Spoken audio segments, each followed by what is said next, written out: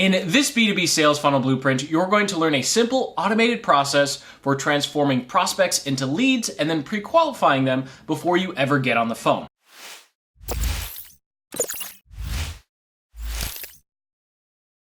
Hey, I'm Jason, and if you're looking for the latest in traffic and conversion strategies to help grow your business, make sure you hit that subscribe button. Look, as business owners, we wear multiple hats throughout the day, and there's little worse than feeling like your time has been wasted or you could have spent it more effectively. And of course, once you hang up the phone with a prospect or you're walking away from an in-person meeting and you just know that there must have been some way to prevent you from meeting with someone who is so unqualified, this blueprint is going to be for you. So what we'll do is we'll go through the overarching process of what the lead generation process looks like, and then we'll take a deep dive into the 7 different elements of this funnel. So by the end of it, you can take all of these strategies and tactics and apply them in your own business so you stop wasting time with unqualified people. Now, this is a diagram of the entire sales funnel process, and of course we start with prospects. This represents everyone in the world who might be a good fit. So it's not literally everyone in the world, just people who would be a good fit for your product or service.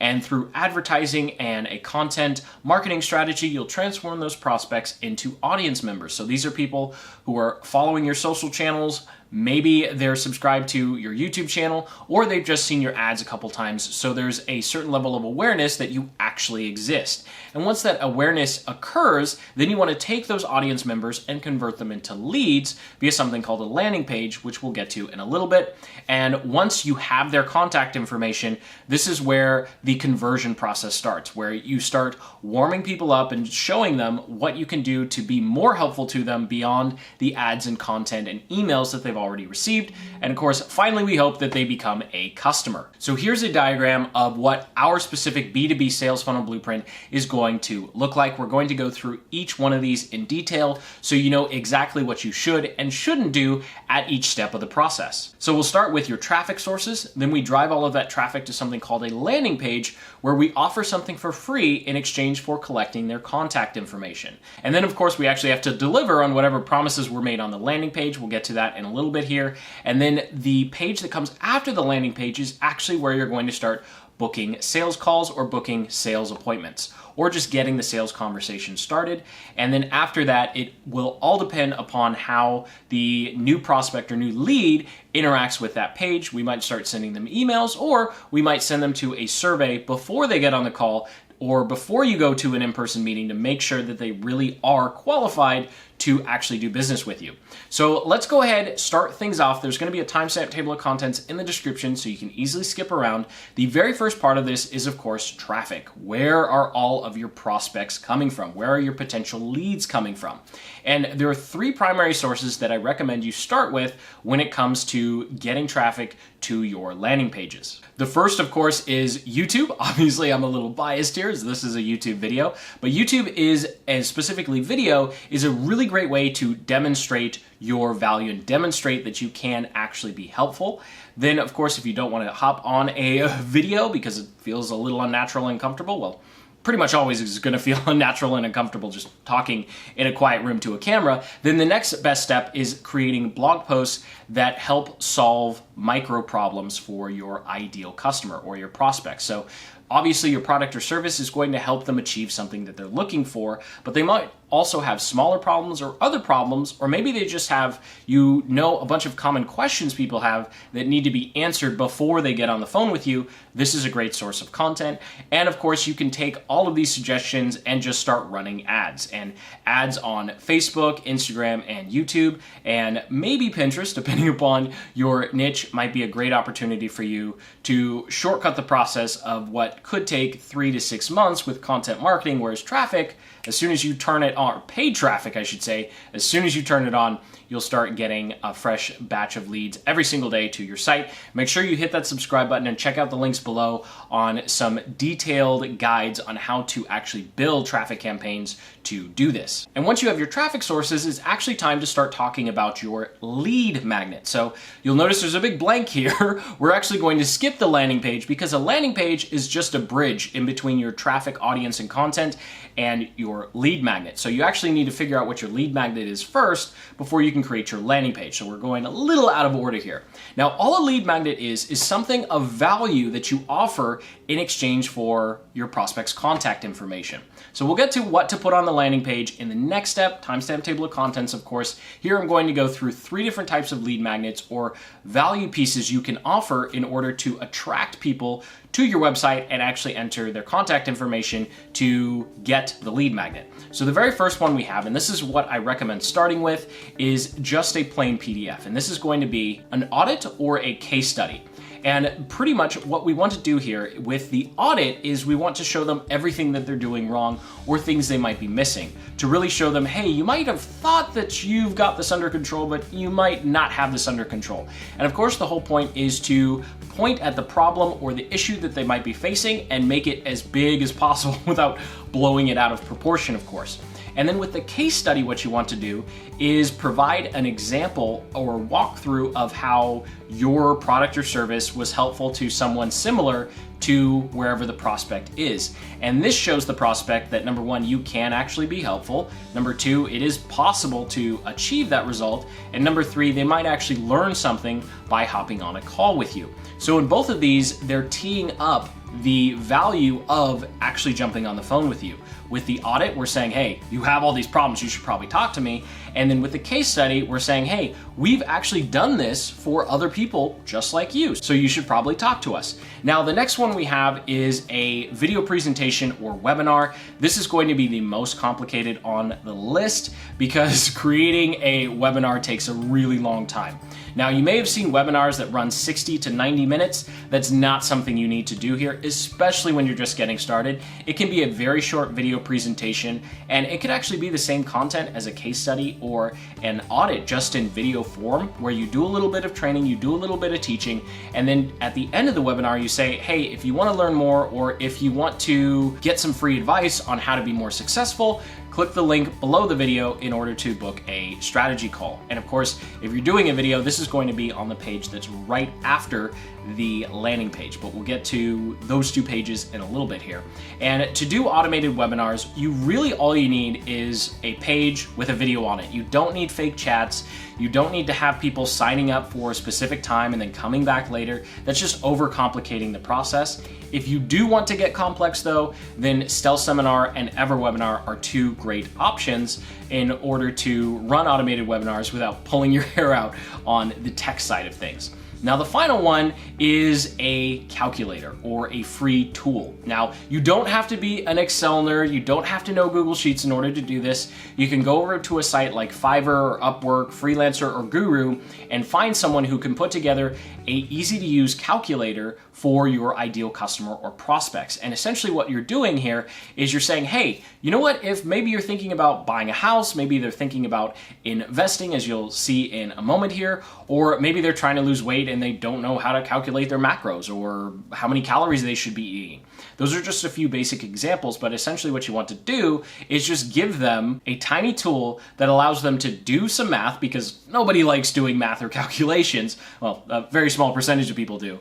And so for the rest of the world who doesn't actually like doing math, they can easily use your tool and shortcut what could be an arduous process of researching different formulas or trying to manually do the calculation. Now, we have 2 examples here, both on the PDF. The first one is an audit. This is an example from our company, Act Marketing, where we put together a just simple 10-page PDF that went through all of the typical things we see wrong inside of analytics accounts. So our potential clients and customers went through that and could go into their analytics and see, oh no, I didn't even know that I was supposed to check that button, or I didn't know that you could do this with analytics. So really opening their eyes to, hey, there's a lot you could be doing, or there's some things that might be broken, and if you want to get them fixed, because some of them were pretty technical, then we'd book a strategy call with them to see if they were a good fit, and of course, most importantly, make sure that we could actually help them with analytics. This next one we have is from another digital marketer named Eric Sue, and this is where he's offering a case study targeted at other digital marketers. So essentially he's saying, hey, I was able to achieve this result, and if you enter your email here, I'm going to show you how you can achieve the same result. So it's very, very specific to a certain set of people. He's not just saying, hey, I'm going to show you how to get clients for whatever type of business that you are. So it is important that as you think of your lead magnets, you really do want to focus on who's my ideal customer and who is really going to be getting value and benefit out of what I'm offering. And of course, this is just the tip of the iceberg. You have a lot more options, but these are the basic 3 that you can start with. And so once you know what your lead magnet is going to be, now we can go back and talk about the landing page, because the landing page is going to communicate how awesome the lead magnet is for your ideal customer and prospects. Now, there are a lot of things you can do with the landing page, but we really want to keep it simple in the beginning. So we'll go through a few landing page examples, and we'll kick things off with the primary reason we're putting together this landing page, and that is to collect contact information. So there is a lot of information you could ask for. We could ask for their name, their last name, email, phone number, and then we could even go so far as to say, hey, what's your company name, what's your budget, your size, your address, or have some sort of drop-down menu where people can say what type of customer they might be. You don't need any of this on your landing page. You may have seen this on other larger company sites, and really when you see this on someone else's landing page, essentially the problem they have that you most likely don't is they have way too many people. So they want to actually increase the barrier to entry. Whereas if you're just getting started, you can actually take all the information that you want to know before you book a sales call with somebody and ask on the survey, which we'll get to towards the end of this tutorial. So if you need information before you're jumping on the phone with someone, include that information on the survey, not on the landing page. On the landing page, the bare minimum we need is that email so we can follow up with them, because even if someone doesn't wind up booking a sales call with you or strategy or discovery call with you, there are things that you can do with those list of people to actually monetize or offer them something called an affiliate offer, where if they can't afford your service or they don't want to do business with you, you can give them other offers from other companies and get a commission. So you definitely don't want to leave any money on the table here. If you're paying or working really hard with your content marketing, let's get everyone into your lead generation process as possible, and then separate them later once you already have their contact information. So name, email, max. Now, what on earth do you actually put on the landing page? Great question. So here are the 5 essential elements of your landing page. We start off with the headline, and all the headline needs to do is answer the question, is this for me, and what's in it for me for your ideal customer? We'll go through 2 examples here in a second. Then we have the call to action, and this is simply where they're going to click so they can enter their contact information.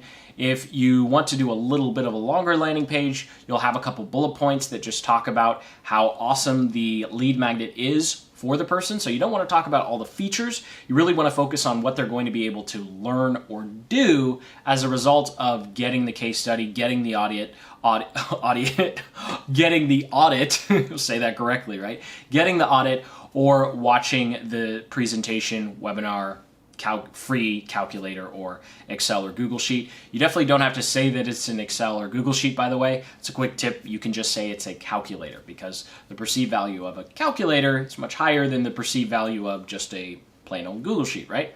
Now, the next element you want is some sort of graphic representation of what they're going to get. So yes, these are all digital things, but it's very hard for someone to really visualize what they're going to receive. So if it's a PDF, you just show a cover of it. If it's a webinar, you can show a little clip from the webinar or a video. And if it's a calculator, you can get fancy or just show a little screenshot of what the calculator might look like. You'll see an example of that in a moment. And then the final part that you can have is proof. So if you already have some testimonials, then you can go ahead and include those. If you don't, that's okay. Proof isn't necessarily required in order to do this. Now, the first example we have is from a very well-known marketer, Neil Patel, and this is offering a webinar. So his headline is very simple and straightforward: how to generate 195,000 visitors a month without spending $1 on ads. So he's being very clear with, this is what you're going to learn. And this formula is actually one that you can use for almost any one of your lead magnets. So how to, the result that they're looking for, and then say without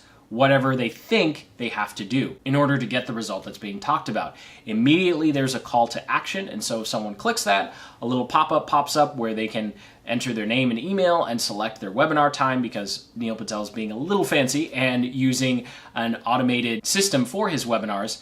Instead of having a picture of the webinar, he just has a picture of himself. And this works pretty well because he is already known and seen as an influencer. And if you're not already known and seen as an influencer, but you want to be, then you can go ahead and just put a big picture of yourself instead of a graphical representation of whatever the lead magnet is. Now here he just has a couple of bullet points, and then again, another call to action. You'll notice on this page, there's no social proof. Now this next one is an example from way back when I used to be a financial advisor, and this is where we were offering a free calculator for our potential clients to do some quick calculations on whether or not the stocks they were looking at would be good to include in their portfolios based upon whatever their portfolio goals are. So you see here, it's very basic. We have a clear graphic representation of what the calculator would look like. And yes, this is actually an Excel sheet. And then right below it, a place for their email. And then we have the headline and bullet points again. As you can see with both of these pages, you don't have to be super complex. It doesn't have to be super design intensive. Now, the next part of the process, once we have that email and name, or just email, we go ahead and send them to a thank you page or confirmation page. Now, on this page, there are a couple of things happening. Well, what's most important is you have some sort of call to action on this page that offers to book a strategy call with you pretty much immediately. So if you're doing a PDF, you'll have a message at the top that lets them know that their guide or case study audit is on the way, and it'll be in their inbox in 5 to 10 minutes. It's important that you don't put it right on this page. The reason you don't want to put it right on this page is below that you either want to have another headline and a little bit of text, or have a quick video and with a link to book a strategy call with you right then and there. So you immediately want to ask for the strategy call. If you're doing a presentation or video webinar, then you can go ahead and just have the video start playing and with the button to book a strategy call. If it's a calculator, you'll follow the same process as what you would be doing with the PDF guides or case study or audit. Now, to book strategy calls, I highly recommend using an automated feature, not the back and forth, emails of, hey, what time zone are you in? And then what time are you available? And especially as you get more leads, that's just not going to work, because you're going to give times to one person and then someone else is going to reply. You're going to book that time, and by the time the other person replies, that time that you offered is already gone. So just use something like Book Like a Boss, which has a free plan, or something like Calendly in order to automate this process, and you can actually set up specific dates and times that you're available to take calls. So you'll never get someone who books a call with you at like 9 o'clock at night unless you want to talk at 9 o'clock at night. Now, realistically, a very, very small portion of whoever's entered their name and email on your landing page is actually going to take you up on the free strategy call right then and there. They're most likely just going to want to get the lead magnet information and then just move on with their day or move on with whatever they're working on. And so here what we're going to do is we actually split into two different ways. The first way that we're going to talk about is if for the smallest percentage of people who actually do book a strategy call with you, we need to put them into a survey to pre-qualify them immediately. For the other 95% of people, we're going to put them through a rapport building sequence that will actually drive them back to this page in order to book a strategy call with you. So let's go ahead and talk about the survey. The survey doesn't have to be super involved. In fact, the shorter the survey, the more likely you are to get people to actually fill it out. Now, something that's important with the survey is you want this to come after someone has booked a time. So on the confirmation page, they choose a date and time, they say yes, and then both of these applications can automatically forward them to Google Forms, or you can use something like SurveyMonkey, but Google Forms is free. And this is an example from our particular agency, and it's just a couple of questions so that you can, number one, prepare for the call, and number two, they're actually in a position to do business with you. So they're in a position in their life or business where your product or service makes sense, and they have the budget, right? So you do want to have some sort of question in there that lets you get a sense of what their budget is. Because if someone can't afford you, then you just shouldn't be spending your time on a call with them. And maybe they can afford you, but whatever their situation is, isn't a good fit for whatever your product or service is. So you really want to make sure that when you're getting on the phone with somebody, that they can afford what you want and you have a good inclination that you can actually be helpful. Otherwise, we just want to let them know that, hey, I don't think this is a good fit. In our particular instance, we have a lot of people who come to us who want to run YouTube and Google and Facebook and Instagram ads. And so part of our pre-screening process is asking what their budget is, because depending upon the platform they want to use, if someone wants to run Google ads, but they only have $100 a week, there's no way that that's just going to work. Maybe if they wanted to do a little bit of Facebook and a little bit of YouTube, $100, maybe we could stretch it. But with Google ads, no way. They need at least 3 or 4 times that much. So we just let them know ahead of time, hey, I noticed that you filled it out and we have a call scheduled in a day or two, but you know what, $100 a month isn't really going to cut it for Google ads. So in that particular instance, we'd either just let them go and say, I'm sorry, we can't stretch $100, or we could offer other traffic platforms or other services we might think might be a better fit for their budget. But either way, you want to make sure that you have those conversations via email before you actually take your valuable time and jump on a call. Now, for the other 95% of people who actually don't book a strategy call or discovery sales call with you immediately, you're going to want to send them a series of follow-up emails. So the first email, of course, is going to be saying, hey, here's what you asked for. And the next 4 emails are just going to talk about their situation and how you can be helpful. So these are just a couple of examples of what you could do with these emails, but these aren't hard and fast rules. Typically, though, you're going to want to do 5 to 7 emails before you back off and say, okay, you know what? They just don't want to get on the phone with me, so now I'm going to just send them some content or just try and offer them something else after a week. Now, the second one, biggest challenge you face, you just want to talk about how hard it can be to achieve the result that they want and debunk some common myths, if you're aware of any, that are common buying objections. And of course, in the PS section, you'll say, hey, if you want to get over this, or if you don't want to experience this yourself, you can go ahead and book a free call with me, drive them back to the booking page. And now the third email is a great place to include a testimonial or personal story of success. If you don't have a personal story of success or you don't have a testimonial, then you can come up with a hypothetical story, although you just want to make sure that you're very clear that it is actually a hypothetical story. And again, in the PS, you can have some sort of tie-in to book a free call with me. Now, the next 2 are just going to be about benefits that your leads could enjoy as a result of actually getting on a call with you. So these 2 are kind of the hard sells, just really trying to push some buttons and say, you really should jump on the phone with me if you want to get this solved or get to the next level. And then after that, you just want to ease off the gas and go, okay, well, they didn't want to get on the phone with me. That's okay. It might take a little more content. It might take a little more time.